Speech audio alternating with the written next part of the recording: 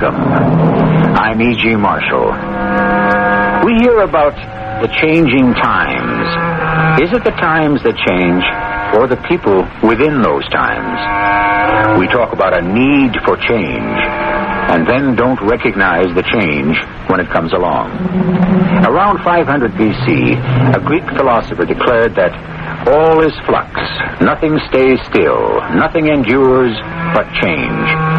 Yet, an old French proverb tells us, the more things change, the more they remain the same. Confusing, isn't it? At least we know that time never stands still. But does it? Jack, wake up. Honey, you're shivering. I've just had the most ghastly dream. I had a strange one, too. Mine was so frightening, so real. So was mine. A voice told me to go to the old graveyard. And to take 6 paces behind the stone in the northwest corner. How did you know? Because I had exactly the same dream.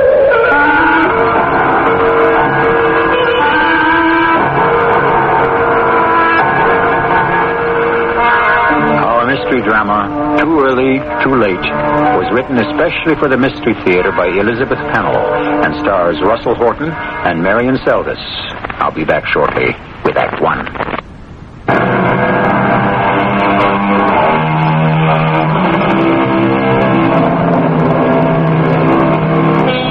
Jack and Ruth Peterson felt themselves lucky to inherit a ramshackle old house in Connecticut where his grandparents had once lived.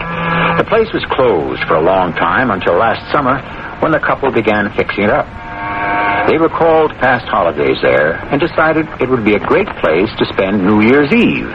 They have invited a friend from childhood to join them. Ah, good dinner, Ruth. Sorry Dave didn't get here in time to eat with us. You should have been here by now. I just didn't realize how late it is. I hope nothing's happened to him. That's the nuisance of not having a phone. First thing next spring, we are I'm going beginning to think we shouldn't have come here in the wintertime. Oh, nonsense. I'd rather be here than anywhere else in the world. Hey, anybody home? It's Dave. I'll get the door. Dave, come in. We were worried. Oh, welcome, old buddy. Where have you been? I've been lost. You're kidding. You know this area better than we do. Well, it's wilder than it used to be and so dark. You know, I'm accustomed to city lights. And now the road's slippery. I couldn't make it up your driveway. Have you had anything to eat? Not a thing. I'm starved. Oh, I hope there's a spark left in that wretched stove. And while Ruth stirs up the coals, I'm going to get you a drink. I feel better now. Back on those icy roads, your reunion in the woods sounded like a crazy idea. I had this sudden urge to go back to the old days. You remember, Dave, when we were kids, the 3 of us swore we'd be friends forever. Yeah, I remember how the 3 of us used to leave the other kids there and go off to the old graveyard. And just sit there quietly. I never did let on how scared I was. Of ghosts?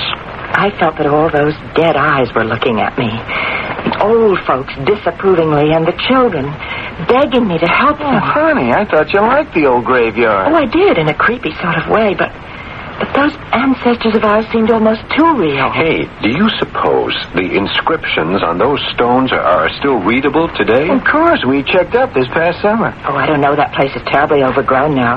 The bushes are just tangled everywhere. I'd like to go back to that old graveyard and take a look. Hey, how about tomorrow? Sheer ice underfoot. Honey, let's try. It might not be so bad. You two, just count me up. Uh-oh, the storm's back. I should have fixed that broken shutter. This house is like a sieve when the wind blows. It just sends chills into every corner. Is it okay if I throw another log on the fire?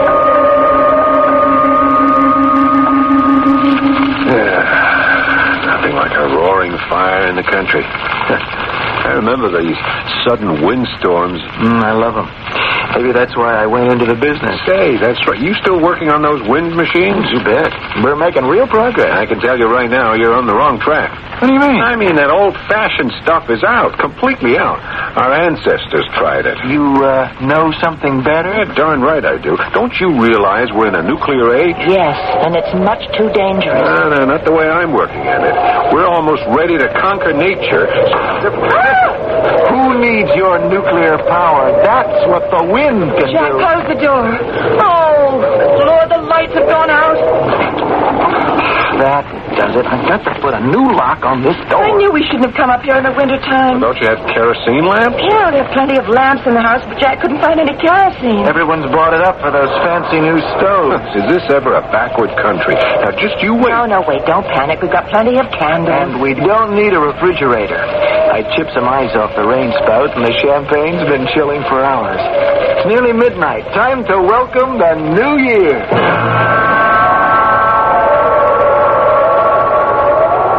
Here's to us, and to a wind that blows everyone good. Well, let's conquer that wind. Here's to nuclear energy. Oh, wait a minute, you guys. While we're drinking champagne, millions of people are starving. I drink to a better chance for survival for everyone. Yeah, that's what we all want. A happier new year.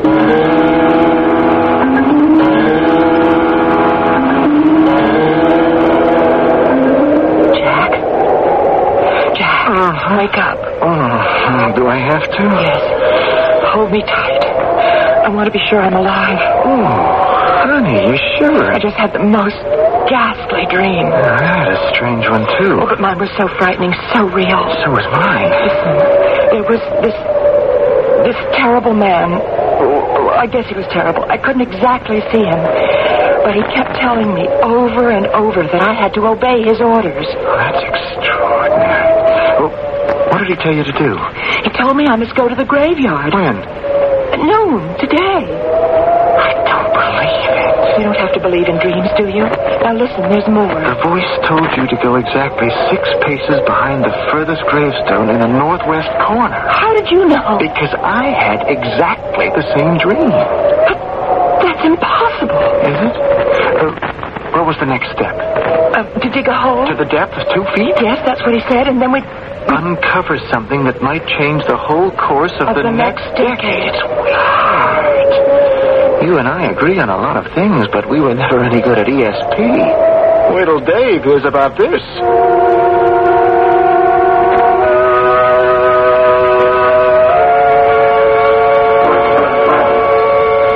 Breakfast will be ready in a minute, I hope. Oh. Stove sure feels good. Hope you weren't cold during the night. No, there were plenty of blankets. I don't know. I'm chilled to the bone. Oh, sorry about that. Here, here's a cup of coffee. Oh, thanks. You know, I had the most extraordinary dream last night. You too? Yeah. Now, wait till I tell you. There was this disembodied voice. A man. Yeah, but, I had no idea what sort of person he was. He sounded as though he knew me, and he wanted me to do something. Oh, no. What did he want you to do? He ordered me to go to the old graveyard. When? Today, at noon. And to take 6 paces straight back from the last gravestone in the northwest corner. How did you know that? Because I had the same dream. And so did I. It's incredible. Let me tell you the rest. We know. You're supposed to dig a hole. That's it. 2 feet down, and you'll find... Well, the voice didn't say exactly what we'd find. Well, not what, but he indicated it was something important. Hey, now just come on a minute. We're acting as though there really is something buried there. I don't know what to think. I know, I'm scared. How could 3 people have the same dream if there wasn't something to it? It's simple. Last night we all had the old graveyard on our minds. But we were talking about a time years ago when we were just kids. Those were vivid memories. And wait a minute. I did say I'd like to see the graveyard today. But I said I wouldn't go. Only I knew you'd come along. Well, I have a theory about dreams. What is it? I believe that dreams take up where an interrupted thought left off. I don't follow you. Last evening, we were all thinking about going to the graveyard, right? And then the storm blew up and the lights went out. Yes, that's right. We each concentrated on the same thing. And then, boom.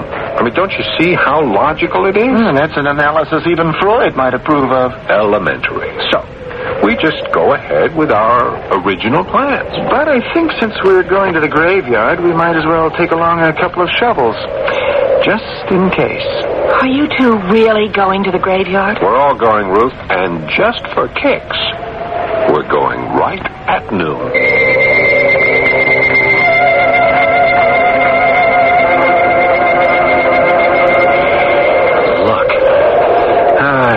How beautiful it is.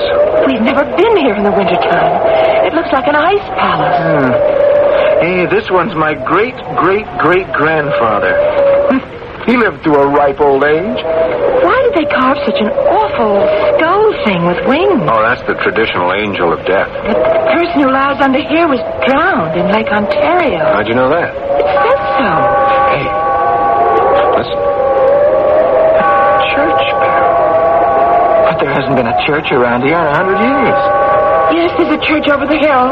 It's 2 miles away. Oh, it's a clear day. The atmosphere and wind are just right for sound to carry. And the dream said noontime, so if it's striking... Do you suppose... I'm getting out of No, here. just a minute, Ruth. I'll tell you one thing. We couldn't possibly dig a hole in the ground. Why not? Because the ground is frozen absolutely solid. Look, I'll show you. Well, I'll try over here. Yeah, you see, Ruth? Look, it's hard as marble. Well, I'm glad of that. Because anyway, we could get arrested for digging up a grave. Only we're supposed to dig beyond the last tombstone. That's out of the cemetery. Ground will be just as hard over there. At least we can see if there's some sort of marker. Yeah, why not? Here's the last stone. Okay, let's measure off 6 paces. How long is a pace? That's a big step, like this. 1, 2, 3, 4, 5, 6. Okay, I'll show you why we can't possibly dig a hole. You try over there, Jack, and don't break the shovel. Okay, here goes. Good Lord. The ground is soft as butter. It can't be. Just one step back and look. It's hard as a rock. Come over here and dig.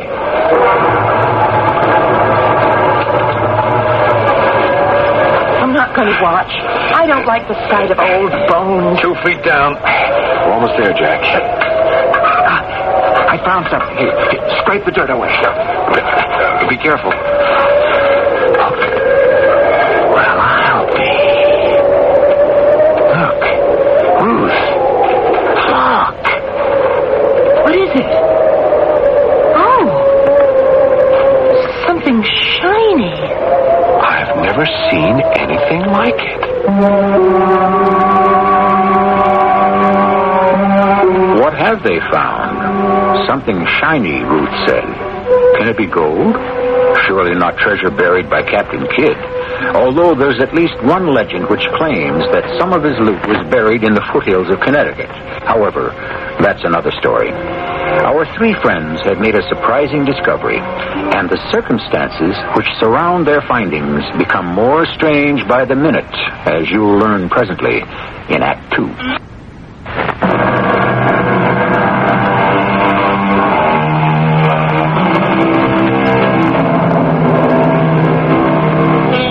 What is the fabric of dreams? Are they fashioned of fragments from the past, or do they portend the future? Something remarkable has just taken place. 3 people have had the same dream. Moreover, this dream has led them to an old graveyard on the first day of a new year in the 1980s. They have just dug a hole in the ground, roughly coffin-shaped. And what they uncovered has left them stunned. How can this be? Jack, don't touch it. I think it's some kind of a bomb. Can't be a bomb. It's encased in glass. No, it's not glass. I struck it hard with a spade. Plastic? No, I don't think so. Plastic doesn't gleam like that. It's made of a substance I've never seen before. But what is it? I'd say it's a time capsule. Oh, Lord, storm coming. 1 more minute, we'll be drenched. There's not a cloud in the sky. Wind. Hang on to me, Jack. I can't stand up. Hey, get down on the ground, everybody. No need to behave like that. Get up. That voice. It's his. Whose voice? The man in our dream. Don't let your imagination run away with you. I knew you'd come. Greetings. Isn't it his voice? Where's it coming from? Over there, by that last tombstone. That's where one of my ancestors is buried. He died in 1790. You're so right. He can't be a voice from the dead. Right again. Someone is playing tricks. They planted a tape recorder. Wrong about that. Tape recorders went out of use years ago. But you came from there, from the grave of... You must be my great... Nonsense. Do I look like a man from the 18th century? No, you're dressed just like us. Of course. Then you must be a descendant of one of the people buried here. That would make you a distant cousin. Sorry to disappoint you. I'm no blood relative, but I do know all these people. I know them very well. Let's stop this nonsense. You're a joker. You were crouching behind that stone. And it's time to tell us what this charade is all about. I don't play charades. This has to be some sort of game. Surely you haven't forgotten your dream. Who are you? That, dear lady, is of little importance. What does matter is who you are and what you're going to do about it. Would you stop talking in riddles and tell us what you're driving at? In due course. Right now, we must all get down to business. So far, you have obeyed instructions and uncovered what we sent you to find. Tell us what that thing in the ground is. You were right in calling it a time capsule. I suppose, in a way, that's what it is. No ancestor of mine ever buried an object that looks like that. I don't think anyone thought about time capsules back in the 1780s. Exactly. So, if it's just been buried, who wants to open it? We know everything that's going on today. Who said anything about today? This capsule contains the future. Oh, then I'm going to break into it. Not so fast. Here's the spade. Let's dig it up. No need for that. Put the spade down. Okay, then help us get this thing out of the ground. It's very simple. Stand back. The capsule will come out right over there. Do you see what I have in my hand? Well, sure, it's a flashlight. What an antiquated idea. This is a beamer. A what? I focus the beam like this, and... The capsule's coming out of the ground. We'll track it over here where there's space for us all to gather around. Hey, it's bigger than I thought. Must be nearly 4 feet long. The last one we buried was much bigger. We've come a long way in the past century. Well, for Pete's sake, open it. Why don't you do it? It's very easy. Just lift off the shell. Here, Dave, I'll help you. You see how light it is? It's like something out of science fiction. There is no fiction about these scientific instruments. Unbelievable. Computers? Scanners? What strange-looking bottles. Why, that's a miniature space module. They've put too much in here. I told them there would be only 3. By 3, do you mean Ruth and Dave and me? Are you talking about us? Of course. Why do you think you've been summoned here? We haven't the slightest idea. You'd better find out. How stupid can you be? But no one has explained... I know. And the young lady is shivering. Well, it's the 1st of January. It's cold. We'll fix that. We'll start a fire. Oh, come on. This frozen wood will never burn. Who needs wood? This nuclear pellet will do. Nuclear pellet? You want to blast us all out of this world? Oh, what a lot you have to learn. 1 small pellet from this bottle, and this is just the spot. There. Let's get away, Jack. There'll be an explosion. Sure is. If this crazy man is really playing around with a neutron. Calm yourselves, my friends. How do we know we can trust you? You have no alternative. We're all here together for a purpose. Look, Mr. Whoever you are, you'd better get to that purpose right now. We've had enough of these magic tricks. Warm yourselves by the fire while I get your material from the capsule. Then I'll give the proper instructions to each of you, one at a time.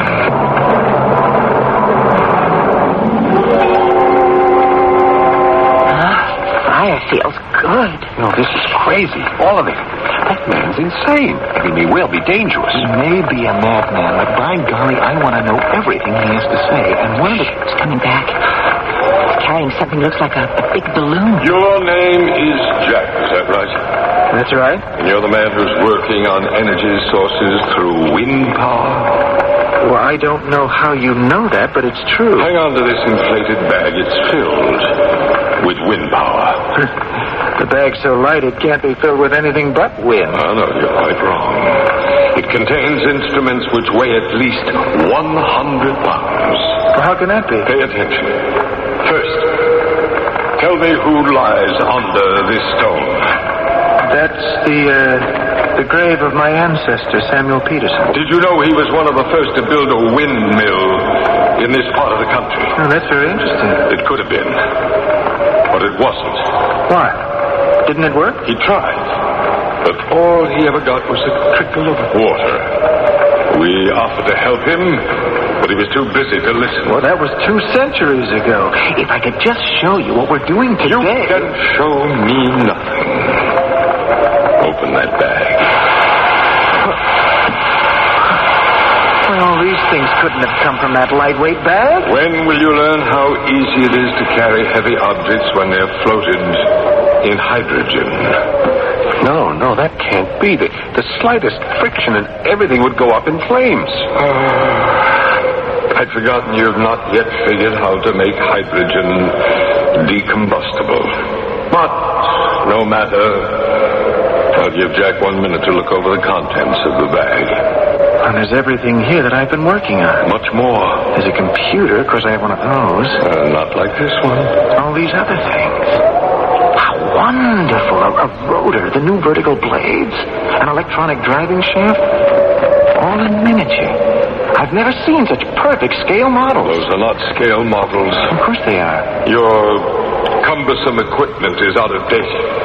That small piece of machinery in your hand can power turbines to light a city or to move a 747. I don't believe it. You will when you learn how. But it's time to open the next bag. I'll get it. He's mad, you know. That stuff is a bunch of junk. How can I tell without testing it? Your name is Ruth. Yes, I know nothing about machinery. You are concerned that some people don't have enough to eat, right? You have no idea how many people are dying of starvation. Open the bag. Filled with bottles and seed packets and chemical retorts. Enough there to feed the world many times over. You're joking. Those seeds can be treated to germinate within minutes rather than weeks. Oh, how wonderful if that were to be true. And then what are these pills? Each one contains more nutrients than a full-course meal. Then why haven't we heard about them? I try to keep up with all the literature. That's why I'm here, to help you. With a bag full of seeds and pills? How do I know these things aren't poison? Is there no trust left in the world? You're a woman with a brain. Use it. The formula is there. Find out for yourself. He's gone for the 3rd bag. This one has to be for you. And your name is David. You consider yourself an expert on nuclear power. On certain aspects of it, yeah. Well, that's the whole point, those aspects. Open the bag. Another bag of tricks. You know, I'm not interested in the scale model of a reactor. Our problem is getting rid of hazardous wastes. On the right track. You're darn right we are. We're reprocessing uranium and plutonium, leaving no more than 10% radiation. That's too much. I suppose you know how to get rid of it. Read the instructions and you'll find the way to end all thermal pollution. That'll be the day. It will, if you want it to be. Oh, the fire's going out. It's getting so dark. I think there's going to be a snowstorm. Only a passing cloud, but I must be on my way. I'll inflate the bag so you can carry your precious materials home. You mean we can keep these things? Only if you make proper use of them. Well, come with us, then. There are a lot of questions I want to ask. Oh, no. No, you're on your own. If you 3 are doing more for humanity than the people buried under these stones, then prove it. Well, what do you expect us to do? You will use the information I have given you to help solve the problems of a troubled world. That's a big order. We don't expect it to happen overnight, so you will have 1 month in which to make progress. Who's calling the shots? That's out of your hands and mine. But I'll meet you here 1 month from today at noon on February 1st, find out how you're doing. Good luck.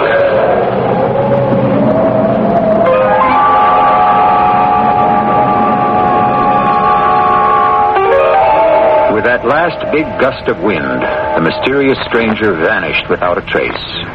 Then the three bewildered people returned to the country house with what they called their bags of tricks. If you are skeptical, so were they. That strange presence had appealed to each of them individually on matters which concerned them deeply. If nothing else, they are consumed with curiosity. We hope you are too. Act 3 will begin presently.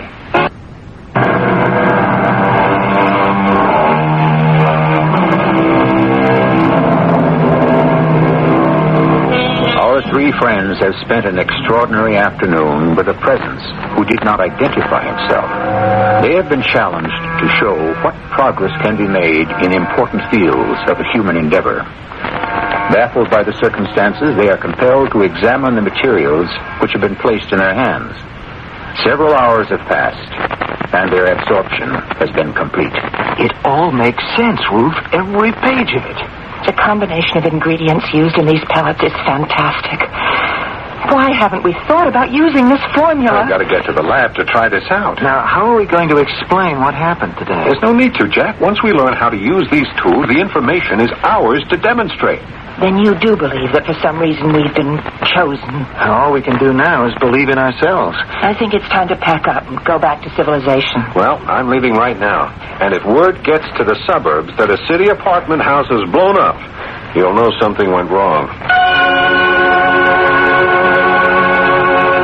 Jack, you must come to bed. You've been working on the car every night this week with almost no sleep. It's nearly ready for testing. I am getting close, very close. How do you feel? Oh, I never felt better. Why? I just feel guilty about not cooking Well, dinner. there's time for dinner with so much to do. But we can't use up the food pills until I learn how to make more. Yeah, that does it. Now, I'll just turn on the ignition. It works. By heaven, Ruth, it works. What's so unusual about starting the motor? How'd you like to drive this car without ever buying another drop of gasoline? Jack, come into my office. Glad you called me, sir. I have something very important to show you. Now, Jack, what's this I hear about you not attending the WPNA meeting? We're too busy, sir. And who do you think you're working for? I never believed so completely in wind power as I do right now. Now, let me show you my car. What the devil do I care about your car? Please, when you see it, you'll know what I've been working on all week. Well, you can drive me to the plant. 3 o'clock this afternoon.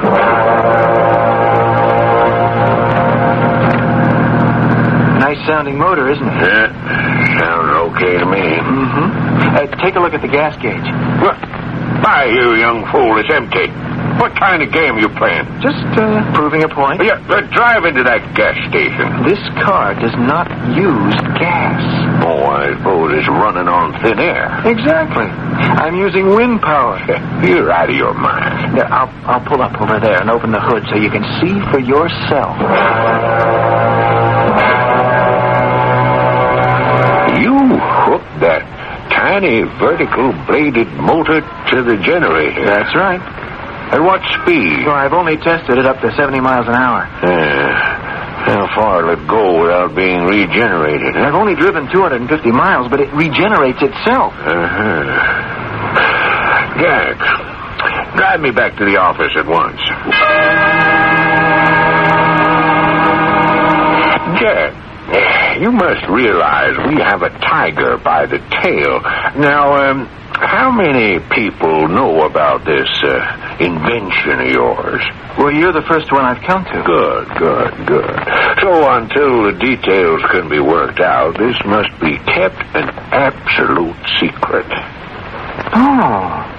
No, that's not the point. If we go into production immediately, we can lick the energy crowd. Now, first of all, Wind Power Associates must have an exclusive contract. But this is for everybody. We'll take out a patent in your name, of course. And, Jack, From now on, you're a vice president and stockholder in the company. Well, I don't want a patent or a title.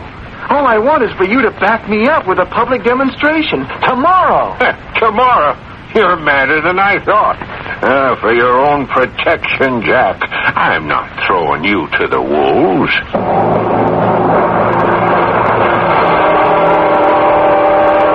Peterson, what's going on in here? Looks like a jungle. These seeds. There's just never been anything like them. Now, look, it's almost ready to be harvested. That whole side is wheat. And over here, it's rye. And the tub, that's full of rice. Well, how did all that stuff get in here? The storeroom was empty just a couple of days ago. That's why I called you. I've been given a formula with which I treated these seeds. And you pour some water in that bowl, and I'll just show you what happens. That'll be good. Now, I'll sprinkle some of these seeds in the bowl. Now, watch. Well, I'll be... Well, you're opening up like those magic flower things we had as kids. They just start sprouting immediately. And when they're planted... Well, there are the results. We can feed the world. Ruth, come into the conference room and make a report. Mr. Bascom, you say you've come up with something that limits radiation? Well, yes, sir. I'd like to show it to you. I'm a very busy man. Can't you sketch in the details? No, sir. It's all set up in the testing room. I thought you'd been given instructions that no more nuclear devices were... Sir, this experiment is different. It's like nothing you've ever seen. Is everything sealed? Yes, sir. Sealed tight. Put on your face mask. The light will be bright. Here goes. Now, you had your explosion, and according to the Geiger reading, there's a high radiation count. I installed a container which will open with the heat and pour its contents over the contaminated area. Watch, sir. It's working. Right, George. The counter has stopped. Yes, sir. That means all contamination has been eliminated. David, if what you've just done can be proved, we must contact the Pentagon immediately.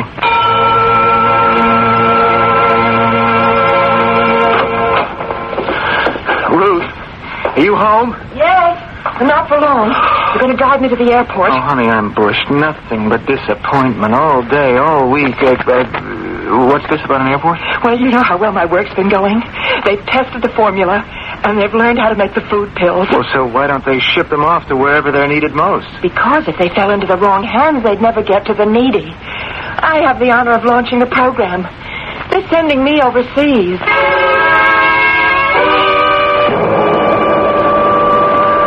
The Pentagon. I'll never learn my way around this place. Just a minute, sir. Yes, Sign here. Look, ma'am, I've been here 5 times in the last couple of days. Sign here. I've signed in duplicate and triplicate. I've even been fingerprinted.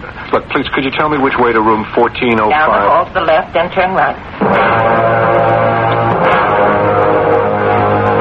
Mr. Bascom, we're deeply impressed by the documentation on your experiment. Please, sir, would you untangle me from all this red tape so we can go to work on the disposal of hazardous waste? All in due time.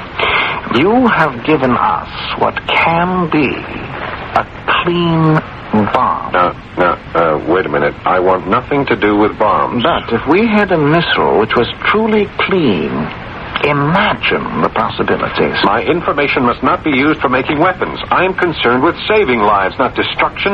Look, I want those documents back. I should have gone straight to the Nuclear Energy Commission. We work directly with them, of course. I know they'll be interested. Okay, then give me my papers and let me go. These have now become government property. Okay, I'll go to the president. I'm sure that eventually he will want to see you. I mean right now. Naturally, you'll be living in Washington. We will provide security. A man with your information must be protected at all times.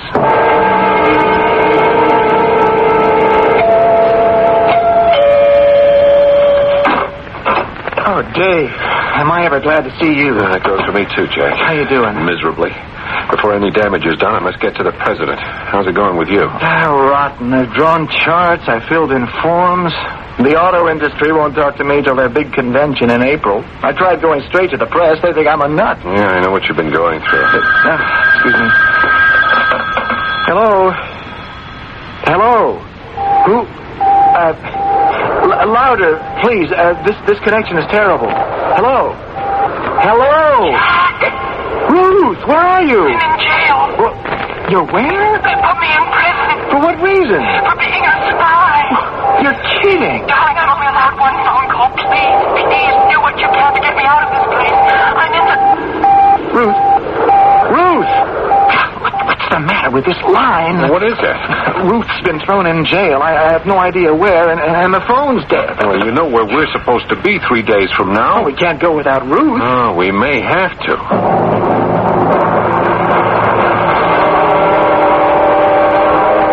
This house is colder than ever. Mind if I throw some wood on the fire? Go ahead. I guess we'll be up all night. I can't imagine getting any sleep. You do think he'll be there, though, don't you? I'll have to be. I get more worried about Ruth by the minute. Well, he's the one who's responsible. He'll have to bring her back. Ruth, darling. You all right, Ruth? I'm okay. I wouldn't go through that again for anything. How'd you get away? They released me yesterday without any explanation. I was put on a plane and sent home, and I rented a car at the airport, and here I am. Oh, thank the Lord. Of course, I had to be here. Tomorrow, we have a rendezvous. I'm sorry to get up so late. Good morning. I'm not sure that it is. Maybe I'm not awake yet, but I feel very strange. I hope you didn't have bad dreams like mine all night long. Your dreams couldn't have been as wild as mine. I need another cup of coffee. Well, fresh air ought to fix us up. Remember, we agreed to go to the old cemetery.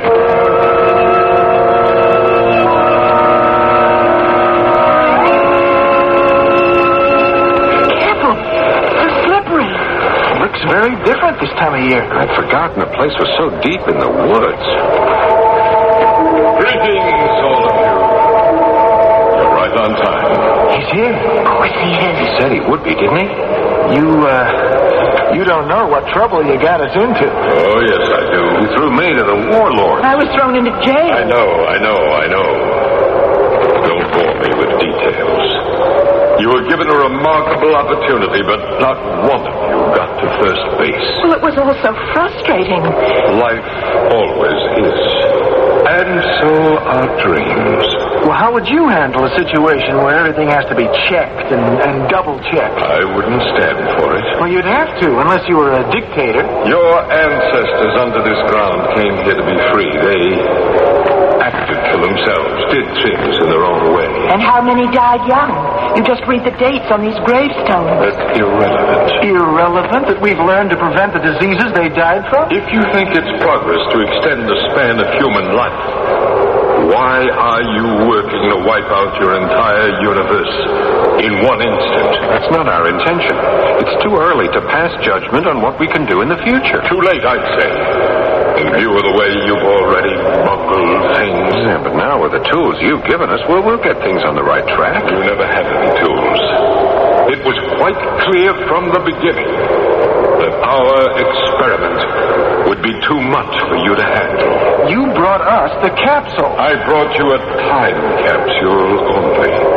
Often a very useful tool for stretching the mind. Well, then help us to use it. Oh, no. No, that's up to you. Too early, too late. Anything's possible in the time machine. And right now, it's time to go back. He's gone. Yeah, I've had enough of this old graveyard. Let's get out of here. Race you down the hill. Not me. I feel very tired all of a sudden. I had a headache. I'll see you at the car.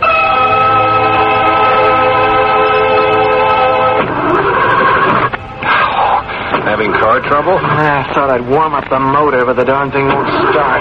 Hey, you wrecked the battery.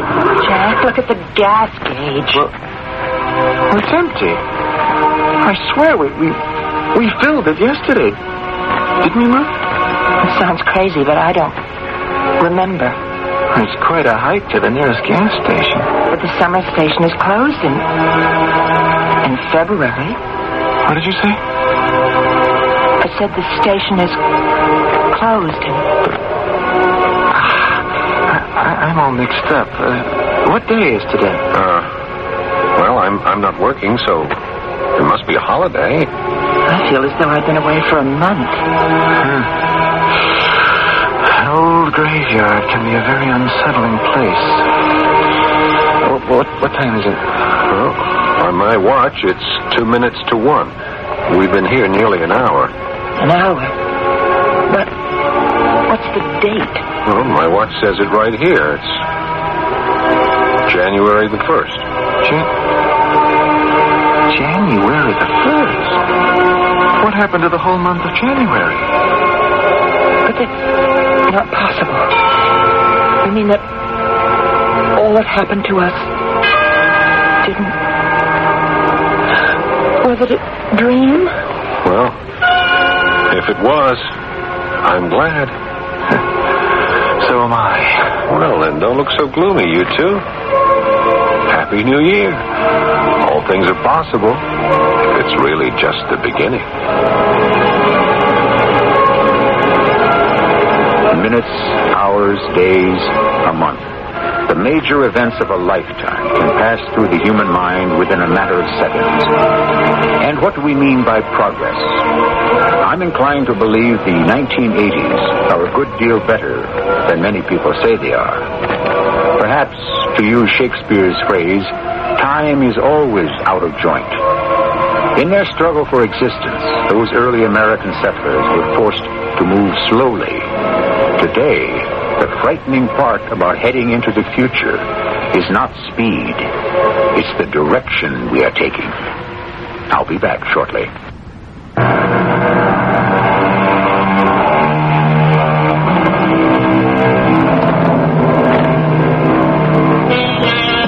It's not unusual to come across a ghost in an old graveyard, but a ghost of the future? Our ghost, if that's what it was, offered some tantalizing possibilities. At least he indicated there are better things ahead. Author George Orwell painted a far gloomier picture, but we're so close to 1984 that some of Orwell's predictions can't possibly come true. Or can they? We are forced to revert to that well-worn cliche, only time will tell. Our cast included Russell Horton, Marion Seldes, Paul Hecht, and Arnold Moss. The entire production was under the direction of Hyman Brown. Radio Mystery Theater was sponsored in part by Raven House Paperback Mysteries. This is E.G. Marshall inviting you to return to our Mystery Theater for another adventure in the macabre. Until next time, pleasant dreams.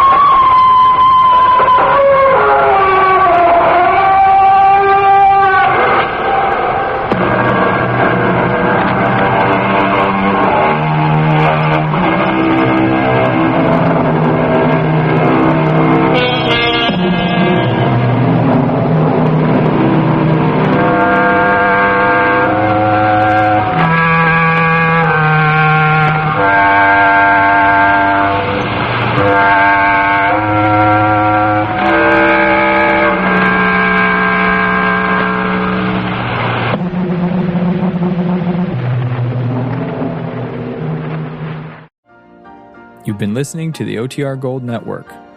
Find more classic radio at otrgold.com.